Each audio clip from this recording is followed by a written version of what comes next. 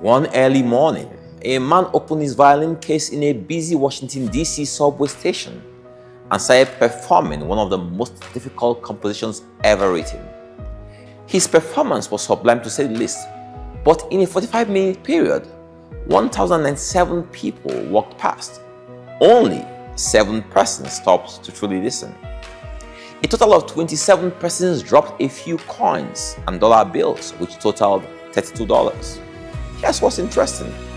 The man playing that violin was Joshua Bell, a world-renowned violinist who had performed with virtually every major orchestra in the world and regularly appears as a soloist, recitalist, chamber musician, conductor, and as the music director of London's Academy of St. Martin in the Fields. I mean, he was as major as can be. Guess what? 2 nights earlier, he had performed to a sold-out concert in a Boston concert hall where tickets cost more than $100 each. But here he was, performing in a subway station with a 3.5 million Stradivarius violin.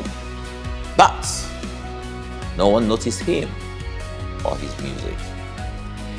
This performance was part of a social experiment by the Washington Post newspaper to see if people will recognize world-class talent in an ordinary environment.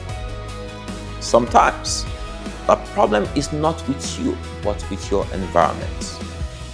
I guess you now know why many Nigerians are ordinary in Nigeria, but excellent in other countries. You now know why you can be a village champion, but drown in the city. I believe that God didn't create any human being as ordinary, but most of us have failed to locate our place and plan in God's master plan.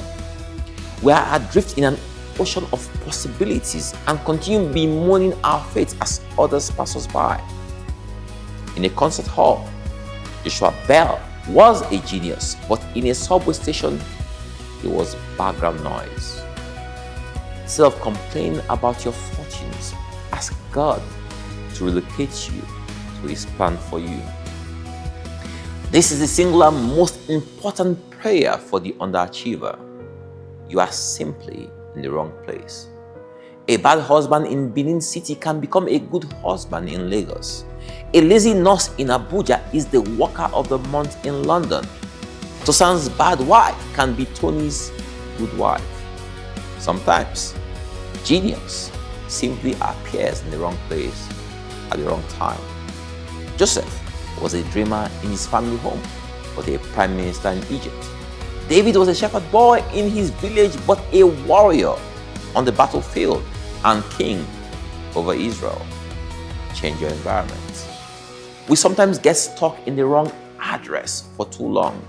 Some of us live on Bitterness Avenue, Hate Street, Envy Lane, Gossip Boulevard, Pride Close, Unforgiveness Street, and Wickedness Street. Daily, we commute to work through Fear Highway and return in the evening to the suburbs of guilt. There is a highway called prayer, and it takes you straight to God's plan for you in His master plan. There are many people who have been wondering what's happening to them. You know you're smart, you know you're hardworking, you know you went to the right schools, you know the right people, but it's still not working out. Now you start doubting yourself, you start imagining ancestral curses, you start suspecting everyone around you, and you even start doubting if you have any talents. You are not lacking talents, you are just performing on the wrong stage. Is that not the carpenter's son they said of him? They mocked him and called him King of the Jews as he carried his cross on Calvary's way. Little did they know that he was carrying their cross. On their stage, he was King of the Jews.